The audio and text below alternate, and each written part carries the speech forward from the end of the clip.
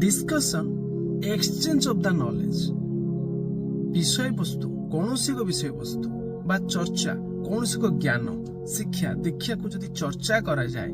ताहले आम भितर ज्ञान एक्सचेंज हुए वृद्धि हुए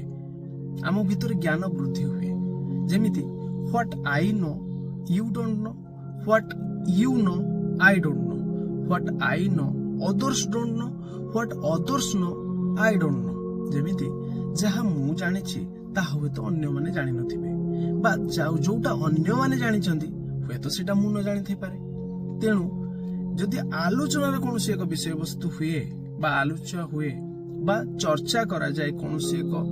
शिक्षा कोनोसी एक दीक्षा बा कोनोसी एक विषय वस्तु उपरे तेले जाई ज्ञान बढ़े तेणु आमे जदि ताको श्रद्धार सहकारे ग्रहण करिबा ताहले निश्चित भाबरे आमे उन्नतिर पथरे आमे